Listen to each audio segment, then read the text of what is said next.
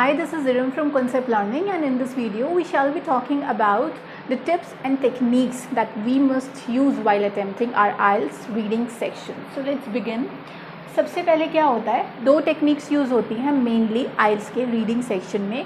They are skimming and scanning. इनके बारे में अभी आपको डिटेल में मैं बताती हूँ, लेकिन एक ब्रीफली देख लेते हैं कि क्या स्टेप्स किन को फॉलो करके हमें आइल्स के रीडिंग सेक्शन को अटेम्प्ट करना चाहिए. एंड ये कोई फॉर्मल वे नहीं है, कोई कंपलसरी वे नहीं है कि आपने इसी स्टेप को फॉलो करके आइल्स के रीडिंग को अटेम्प्ट करना है, लेकिन it is an efficient way जो हेल्प करता है आपको कम एरर्स होने में, एंड आपका टाइम भी सेव करेगा ये. So let's begin.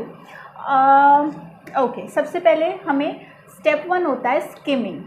आपको पूरा पैसेज पढ़ने की ज़रूरत नहीं है. फॉर एग्ज़ाम्पल आपको जो भी पैसेज दिया हुआ है आप उसको ऊपर से लेके नीचे तक पढ़ लो, just to get an overview.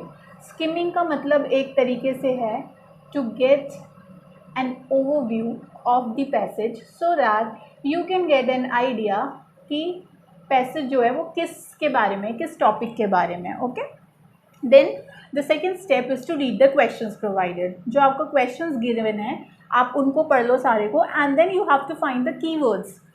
Keywords क्या होते हैं, ये हमें हेल्प करते हैं. एक छोटी सी डिटेल होती है जो क्वेश्चंस में प्रोवाइडेड होती है, जिसे हमें कैच करके पैसेज में ढूंढना होता है. So let's see. For example मैं यहाँ पे एग्ज़ाम्पल लेती हूँ. Mount Everest is located near dash. So हम इमेजिन कर लेते हैं कि ये हमारा क्वेश्चन है. नाउ इसमें कीवर्ड क्या होगा? कीवर्ड वो होगा जो स्पेसिफिकली एक बात बता रहा है हमें किसी एक पर्टिकुलर सेंटेंस के बारे में. तो इसमें हमारा माउंट एवरेस्ट, ठीक है, और हमारा है लोकेटेड, और है हमारा नियर. ये हमारे कीवर्ड्स हो गए, ठीक है. अब ये हमें क्या हेल्प करेंगे, जो इतना बड़ा पैसेज दिया होता है इतना सारा, उस सारे को पढ़ना सिर्फ एक क्वेश्चन का आंसर ढूंढने के लिए is quite a cumbersome task. तो हमारा टाइम भी बहुत ज़्यादा लग जाता है, और हमें पता होता है कि आइडियली 20 मिनट से ज़्यादा हमें एक पैसेज पे नहीं गुजारने हैं. तो इसमें हमारे कीवर्ड्स को फाइंड करना जो है वो थोड़ा कारगर साबित होता है, हेल्पफुल रहता है, बेनिफिशियल रहता है. अब हमने क्या करना है, कीवर्ड्स फाइंड कर लिए क्वेश्चन में. Now what we have to do, now we have to scan the passage.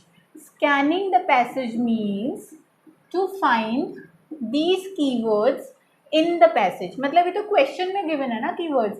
अब इन कीवर्ड्स को या इनके सिनोनिम्स या पैराफ्रेजेस को हम पैसेज में ढूंढेंगे. तो जाहिर सी बात है माउंट एवरेस्ट तो ऐसे ही लिखा होगा. ऐसा हो सकता है कि आपको पैसेज में पैराफ्रेजिंग दी हुई हो. फॉर एग्जाम्पल लोकेटेड की जगह इसका सिनोनिम सिचुएटेड कर दिया हो, नियर की जगह नियर का सिनोनिम यूज़ कर लिया हो, और उस तरह आंसर्स दिए हों. क्योंकि रीडिंग में काफ़ी चांसेस होते हैं, एंड होता ही है मोस्ट ऑफ द टाइम, क्योंकि रीडिंग का जो हमारा सारा खेल है ये वोकैबुलरी का होता है, ठीक है.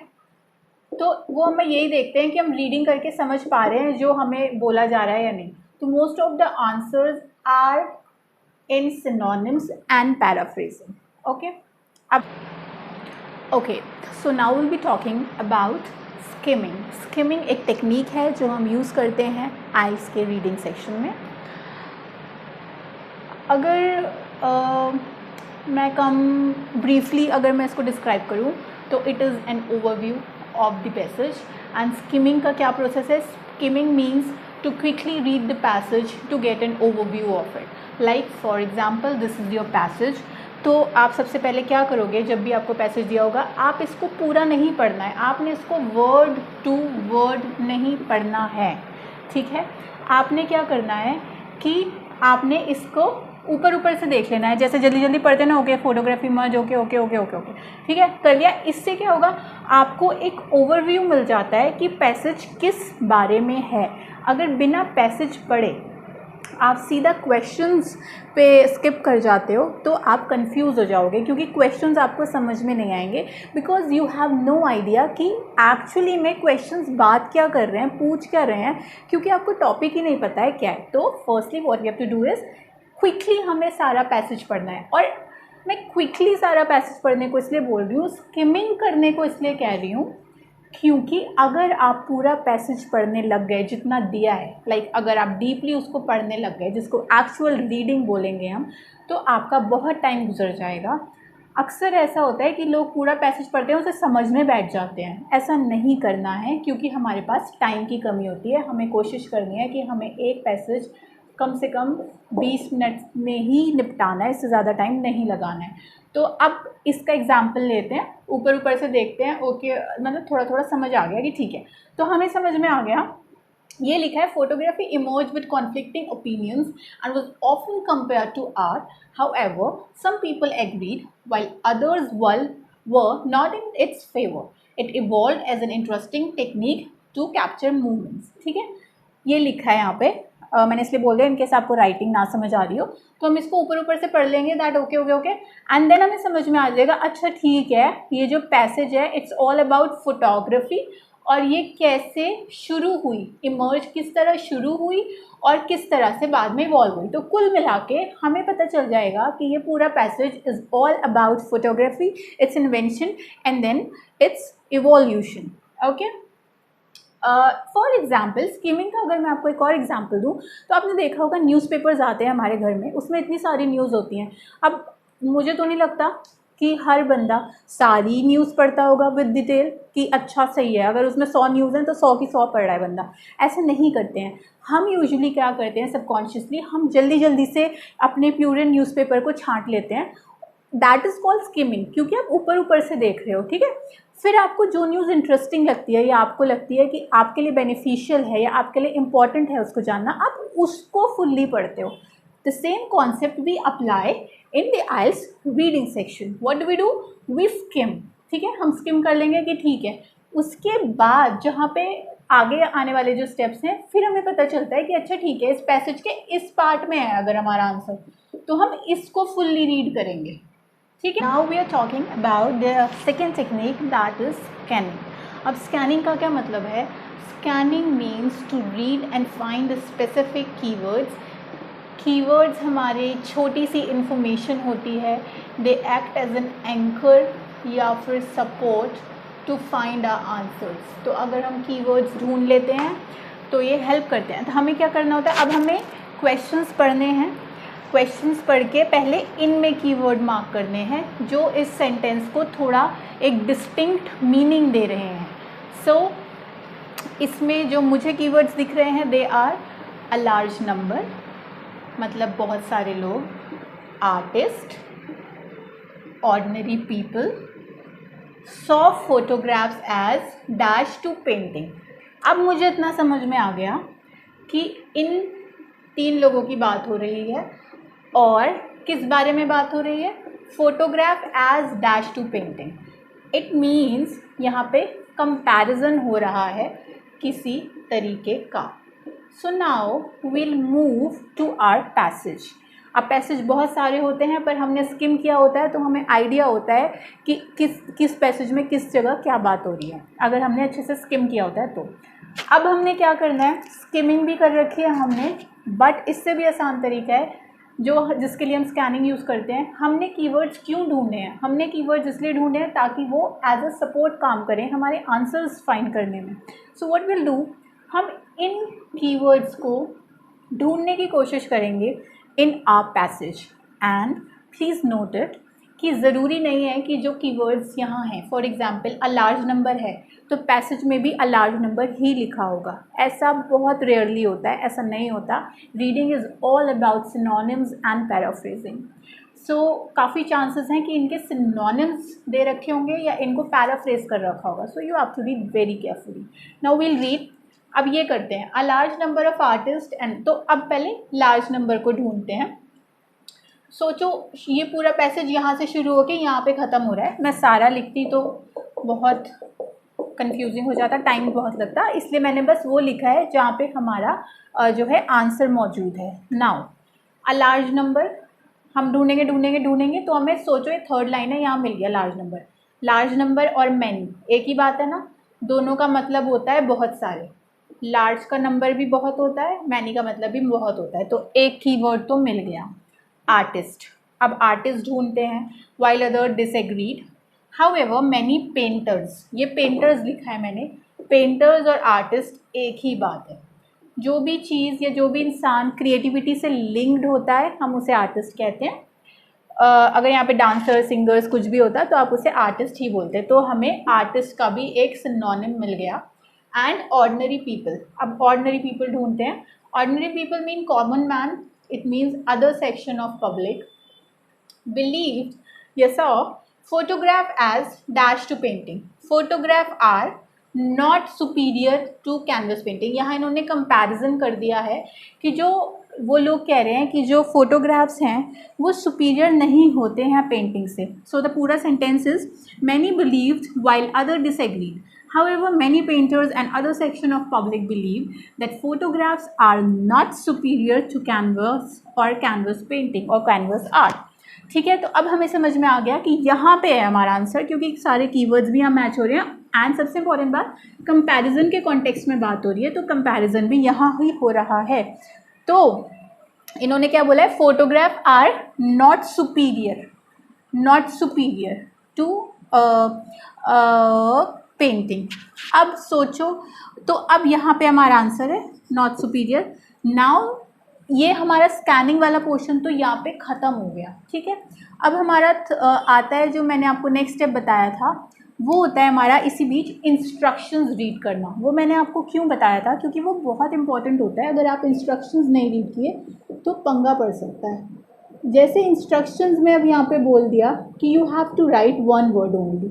ठीक है, अब क्या करोगे, फोटोग्राफ्स एज, तो अब यहाँ पे अगर आप ये लिखोगे नॉट सुपीरियर तो दो वर्ड्स हो गए। फोटोग्राफ्स, पहली बात तो ग्रामेटिकली यहाँ पे नहीं बन रहा है, फोटोग्राफ्स एज नॉट सुपीरियर नहीं आएगा। ठीक है, तो अब यहाँ पे क्या आएगा, सुपीरियर लिखा है, वन वर्ड में लिखना है, इसका ऑपोजिट है इन्फीरियर, तो हमारा यहाँ पे इन्फीरियर आएगा। एक्चुअली ये जो मैंने आपको अभी ये रिसेंटली बात बताई है, ये समरी कंप्लीशन वाला होता है। जब मैं आगे डिस्कस करूँगी तो बताऊँगी कि किस तरह हम पैराफ्रेज करके आंसर्स लिखते हैं। अभी तक मैंने आपको ये बताया है कि आंसर्स ढूंढने की क्या टेक्निक है, तो अभी इस पे ध्यान मत दो, कंफ्यूज हो जाओगे। ये समरी कंप्लीशन में आता है, इसकी भी मैं अभी बनाऊँगी वीडियो कुछ टाइम बाद।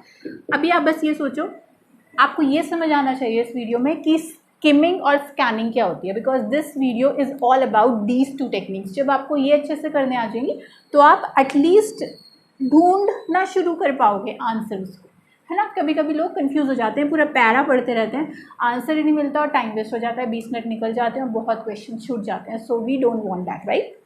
या मैं आपको बता रही थी इंस्ट्रक्शंस के बारे में, that instructions are very very important. Now let me give you an example. For example आपको ये दे रखा है इंस्ट्रक्शन में क्वेश्चन से पहले, that you have to write not more than 3 words. That means आपकी मैक्सिमम जो लिमिट है कोई भी आंसर या वर्ड लिखने की, दैट इज़ 3 वर्ड्स। 3 वर्ड से ज़्यादा नहीं लिखना है, कम लिख सकते हो।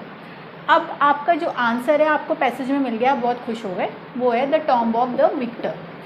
अब आप इसको लिख रहे हो, अगर आपने इसको इस तरह ही लिख दिया क्योंकि आपको लग रहा है कि आंसर तो यही है, इसके अलावा कोई आंसर नहीं है, you are quite sure about it कि यही आंसर है, लिख दिया आपने, ये कितने वर्ड्स हो गए, 5 वर्ड। तो ये इंस्ट्रक्शन से अबाइड नहीं कर रहा है आपके, देयरफॉर ये आपका इनकरेक्ट हो जाएगा, भले ही आपकी डिटेल्स जो आपने प्रोवाइड की हैं वो सही की हैं।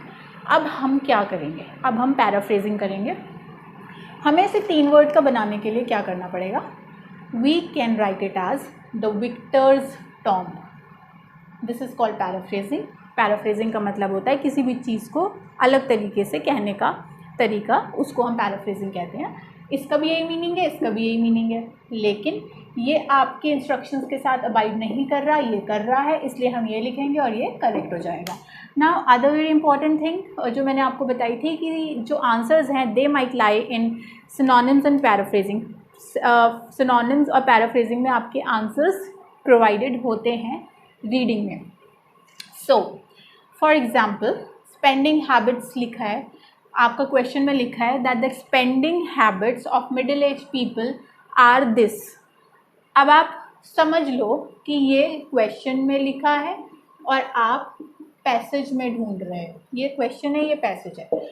ठीक है, अब आप कीवर्ड्स, ये आपके कीवर्ड्स हो गए, spending habit, middle age people. अब आप इसके सिनोनिम्स ढूंढ रहे हो, आपको कोई मिल ही नहीं रहे हैं, तो फिर सी, ये इसका एक सिनोनिम होता है। स्पेंडिंग का मतलब एक्सपेंडिचर, दैट मीन्स खर्च करना। हैबिट्स का मतलब बिहेवियर या पैटर्न, अगर यहाँ पे बिहेवियर आता तब भी चलता, पैटर्न भी चल रहा है, इसका मतलब होता है तरीका। मिडिल एज पीपल का मतलब है बड़े लोग, एडल्ट्स जो अपने 40 या 50s में हैं। देख रहे हो आपको किस तरह से पैराफ्रेजिंग कर रखी है इन्होंने। आंसर रीडिंग में हमेशा वही होते हैं, लोगों को मिलते ही नहीं है। लोग बोलते हैं कि मिले ही नहीं, हमने बहुत कोशिश की। वो इसलिए क्योंकि हो सकता है कि आपकी जो रेंज ऑफ वोकैबुलरी है वो कम है, ठीक है, इसलिए आपको सिनोनिम समझ में नहीं आ रहे हैं। तो रीडिंग के लिए बहुत, इनफैक्ट आइल्स के सारे ही मॉड्यूल्स के लिए बहुत इंपॉर्टेंट है कि आपकी वोकैबुलरी की रेंज थोड़ी एक्सपेंड हो जाए, ठीक है। तो हम उसको ज़्यादा से ज़्यादा वर्ड्स लर्न करने की कोशिश करेंगे और उनके सिनोनिम्स। आंसर्स हमेशा वही लिखे होते हैं। Spending habits mean expenditure patterns और एक्सपेंडिचर के behaviour, and middle age people is equal to adults in their 40s and 50s। बात वही है, बस बोलने का तरीका अलग है। या एडवाइस मैं आपको देना चाहती हूँ, ठीक है। नंबर 1 इज़ स्किमिंग करना है, सारा पैसेज ऊपर ऊपर से पढ़ना है टू गेट एन ओवरव्यू। फिर हमें क्वेश्चंस पढ़ लेने हैं कि अच्छा ये सब पूछा है, उन क्वेश्चंस में कीवर्ड्स मार्क करने हैं। फिर उन कीवर्ड्स को पैसेज में स्कैन करना है, पैसेज में उन कीवर्ड्स के सिनोनिम्स या पैराफ्रेजेस ढूंढने हैं। इंस्ट्रक्शंस पढ़ना है ताकि अगर आंसर मिल गया तो उसको इंस्ट्रक्शंस के हिसाब से ही लिखना है। आफ्टर जब हमारा सारा क्वेश्चन पेपर हो गया है तो हमें रिवाइज़ करना है। लोग अक्सर ये भूल जाते हैं, लोग नॉर्मली सोचते हैं कि राइटिंग में ही रिवाइज़ करना चाहिए। नो, आप रीडिंग भी करके रिवाइज़ करोगे, आप ग्रामर चेक करोगे कि कुछ आंसर आपने ग्रामेटिकली इनकरेक्ट तो नहीं लिख दिया है। फॉर एग्ज़ाम्पल अगर किसी का नाम है ना, मेरा ही नाम ले लो, अगर नाम इरम है, पैसेज में आ रहा है, आपने इस तरह लिख दिया, गलत हो जाएगा, क्योंकि जो इरम है ये एक प्रॉपर नाउन है और प्रॉपर नाउन हमेशा कैपिटल लेटर में ही आता है, ठीक है। तो ये ग्रामेटिकल एरर्स नहीं करने हैं। Spelling, not spelling, for example आपने लिखना था लीव और आपने लिख दिया लीव, है ना, तो आपका ये गलत हो जाएगा। छोटी सी स्पेलिंग भी मैटर करती है, गलत हो जाएगा ये आपका। So we have to make sure कि हमें हमेशा रिवाइज करना है ग्रामर और spelling. And very important thing, to never leave any question unattempted. अगर नहीं समझ में आ रहा है कुछ तो ठीक है, कोई बात नहीं, don't waste time on one question. अगर वो समझ ही नहीं आ रहा है तो मूव ऑन हो जाओ, लेकिन अनअटेम्प्टेड मत छोड़ो। Take an educated guess, it means जो समझ में आ रहा है वो लिख दो, लेकिन उसको ना तो उस पर टाइम वेस्ट करना है और ना ही उसे अनआंसर्ड छोड़ना है। एक एजुकेटेड गेस लो and move on. And the most important tip वो है प्रैक्टिस प्रैक्टिस प्रैक्टिस प्रैक्टिस। आप जितनी ज़्यादा प्रैक्टिस करोगे उतना आपका अच्छा होएगा, आदत हो जाएगी। And very important tip, set timer. जब आप प्रैक्टिस के पैसेजेस जब आप रीडिंग के पैसेजेस प्रैक्टिस कर रहे हो तो आपने कोशिश करनी है, आप टाइमर लगा के प्रैक्टिस कर रहे हो। हमें मेक श्योर करना है कि हम 20-20 मिनट लगाएंगे हर एक पैसेज में, तो हमें टाइमर लगा के करना है कि 20 मिनट का टाइमर लगा दो, पैसेज ए करो, 20 मिनट का टाइमर लगाओ, पैसेज बी करो, 20 मिनट का टाइमर लगाओ, पैसेज सी करो, या फिर ठीक 1 घंटे का टाइमर लगा लो और उसी में तीनों पैसेज करने की कोशिश करो और फिर देखो कि आपके कितने क्वेश्चंस छूट रहे हैं। उससे आपको अपनी वीकनेसेस का पता चलेगा। And practice is the key. Okay, hope आज की वीडियो आपके लिए हेल्पफुल साबित होगी। ये काफ़ी इंपॉर्टेंट टिप्स हैं एंड अगर आप इनको फॉलो करोगे तो आपकी एफिशिएंसी बढ़ेगी एंड आपके एरर्स के चांसेस कम होंगे। I will be coming up with more videos. Till then bye bye, take care and all the very best.